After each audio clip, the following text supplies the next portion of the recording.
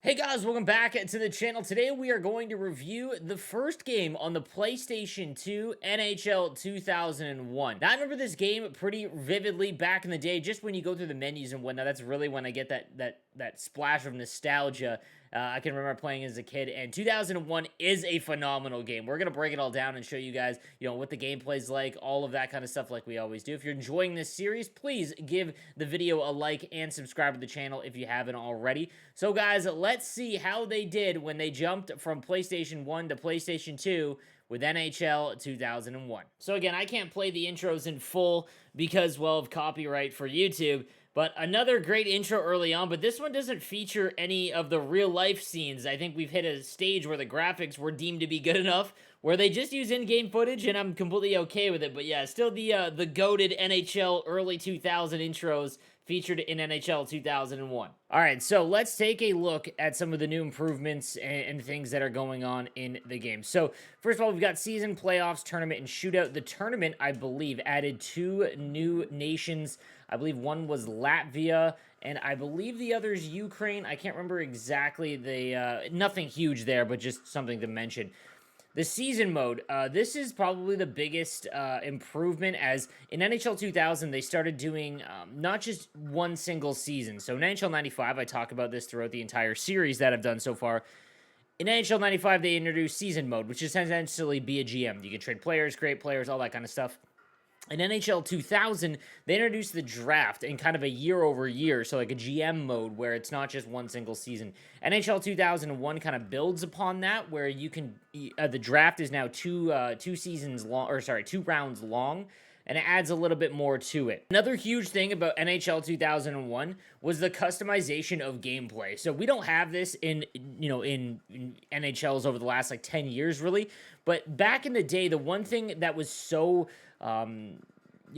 advantageous to the player base was the ability to customize how the gameplay actually felt. So all of these sliders you can adjust. If you find the game to be slow, turn it up. If you think speed burst is, the length is too long, turn it down. All that kind of stuff. Same with fatigue. So when the game came out, it's very difficult to just rate what the gameplay is like, because the gameplay is completely customizable. The only things that aren't is really like puck pickups, that kind of thing. But I mean, even then, pass accuracy you can turn on or off, pass speed, and shot accuracy you can turn up. So it really added to the level of player you were to make it a more difficult or a more easier, depending on the options that you wanted. And again, look at all these other options, like puck options, puck elasticity, friction, retain puck, goalie rebounds. Like, it's just crazy how in-depth they were with the ability to customize your own gameplay. Now we basically get what we get, and because it's all based online, so you can't really have settings and sliders for online play.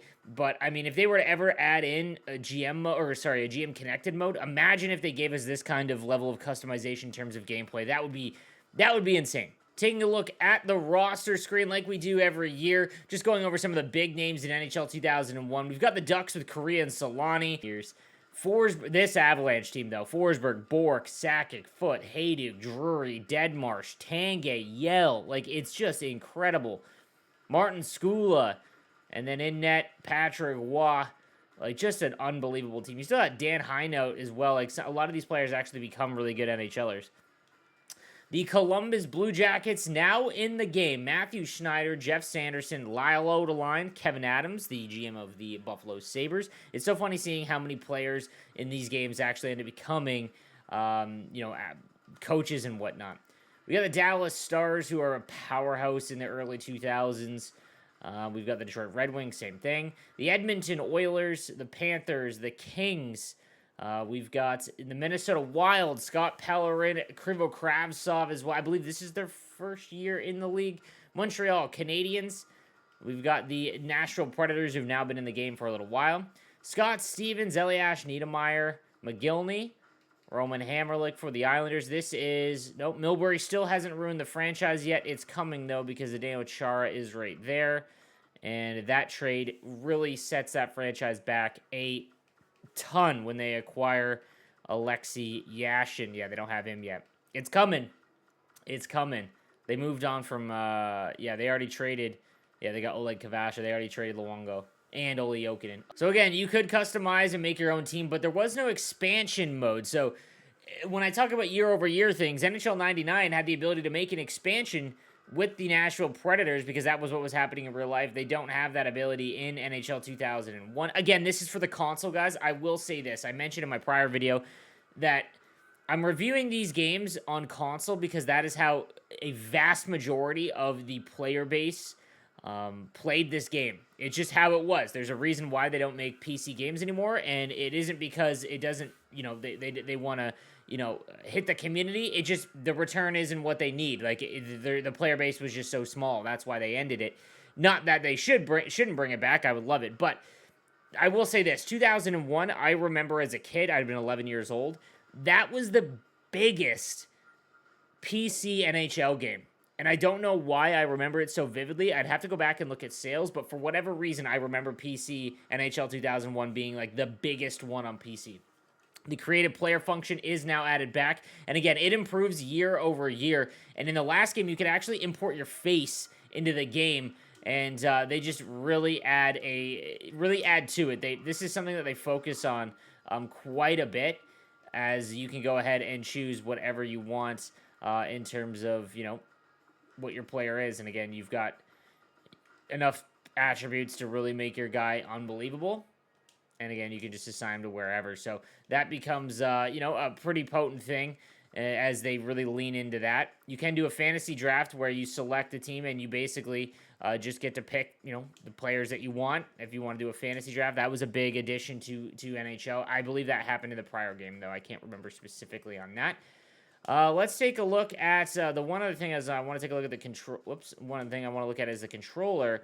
So nothing really changes here in terms of the actual buttons. So you've still got pass, shoot, deke, and speed burst on both offense and defense. You can spin left and right with R1s. You can dump the puck in, line change, and control goalie. So nothing really crazy there. So we'll go through a season real quick, and I'll just show you guys what it's like. It's cool, the All-Star game and having the rosters there. The one thing I will say about I believe they don't update throughout the season. So it isn't for a few more years that we get players that make the All-Star rosters. That's dynamic, meaning that I believe it's just set to whatever the All-Star rosters are in the game before you load into the season. It doesn't take whoever blows up in that season you're playing. We will go ahead and, we'll be the Sharks here just because.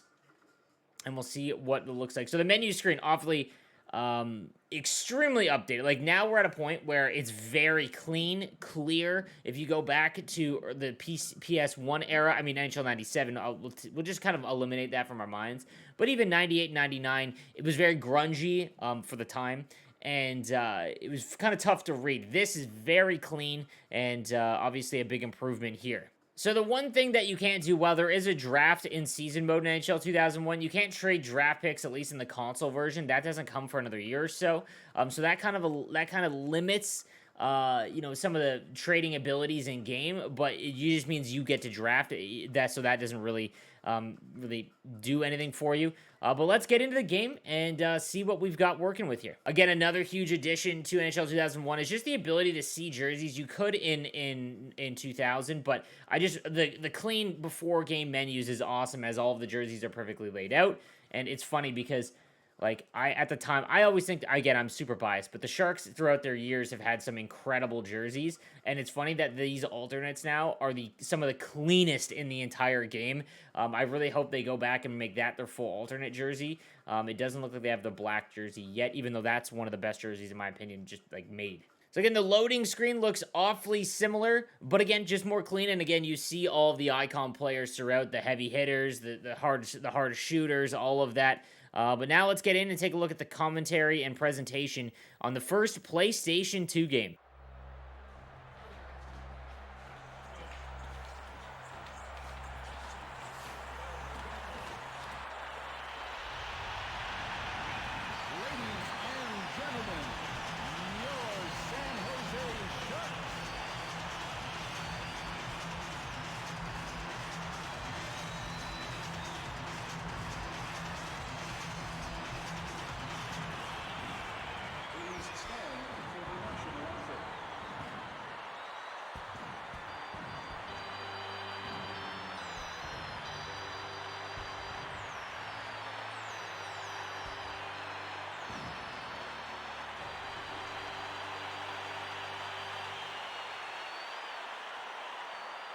everybody, and welcome to San Jose for this regular season matchup between the St. Louis Blues and the Sharks. Thanks for joining us. I'm Jim Houston with Bill Clement.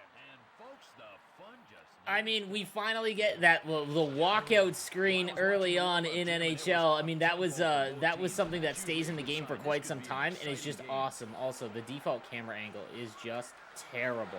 Roman Turek for the Blues. Obviously, the presentation much improved. Graphics, huge jump in graphics. Like I said, some of the when you make console changes, the graphics I think we forget a lot about that. Just how insane it is. Big trip there. Bang! As Friesen hammers it home on the one-timer. Nice replay. Now you'll notice something again near the scoreboard at the top left is that little bar, and that's the momentum bar. So that was added into NHL 2001, and like it or hate it, the higher you are. So say you have a lot of momentum, your player's attributes go through the roof to kind of simulate. I mean, I guess simulate ice tilt. I don't know. And Danfu scores.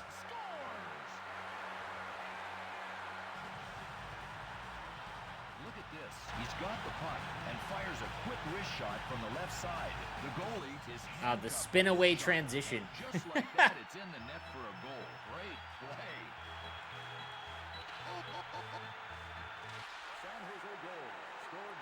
Now, again, I'm just going to rate the gameplay on whatever's defaulted. And, wow, we are pumping. I mean, put the difficulty up here. The gameplay, again, so in 2000, I felt that it was really slow unless you use speed burst on offense. I don't really feel that about 2001. I feel like the gameplay is just really tuned well right out of the box. But again, it's so difficult. You don't need to rate the gameplay on it because, again, you couldn't play online. And, you know, you could change everything that you wanted. You could change everything you wanted about the gameplay right in the menus. So if you didn't like how fast it was, or maybe it was too fast for you, you know, you could just change it. We are at maximum momentum. And now we are going to be way faster than everyone else. Little deeks. Huge hit there. Let's see if we can get a spin deek. Look at that. It's actually clean, too. Oh, the spinorama. Big hit there. Let's just launch one. Oh my goodness. So yeah, the gameplay speed, the shot is phenomenal. The additions of drafting in season mode, and then the production. Like you see these clips in between, you know, the whistles are just really nice and well put together compared to the prior games. It doesn't add any new modes or anything like that. And, you know, after they added season mode, it's really difficult because there's no online for them to add in new modes back then, and they focus fully on gameplay. Whereas I feel like in the, you know, the 2010 to 2020, they had to like focus on new modes and gimmicks and things like that, as opposed to just focusing on gameplay. And, you know, it was kind of refreshing to see, you know, just them focusing on fully on gameplay back in the day. Now you're going to see in a couple years just how insane that they get with GM mode. Is a huge shot there. Friesen gets the hat trick. So guys, unlike the prior console jump from Sega and Super Nintendo to PlayStation 1, that was done brutal. They just, in my opinion, like I said throughout the series, that it was too ambitious early on. It got much better as we went along, seeing in NHL 2000 being the final game, or the one before PlayStation 2 became a thing. But the graphics in 2001 were staggering. Like, if you went back and you played NHL 2000 on PlayStation 1 and then played this on PlayStation 2, it was incredible because you could actually tell the players whenever you're using them. This was the first year, in my opinion, where it became like that staggering graphic improvement. And, you know, phenomenal job by EA back in 2001. I thought the menus, the production, the actual gameplay, and the graphics, great job by them. And it gets interesting because 2002 until about 2004, they go real opposite and they try some risky things. And I'm excited to talk about that in the next video. But guys, thank you for watching, and I will see you tomorrow.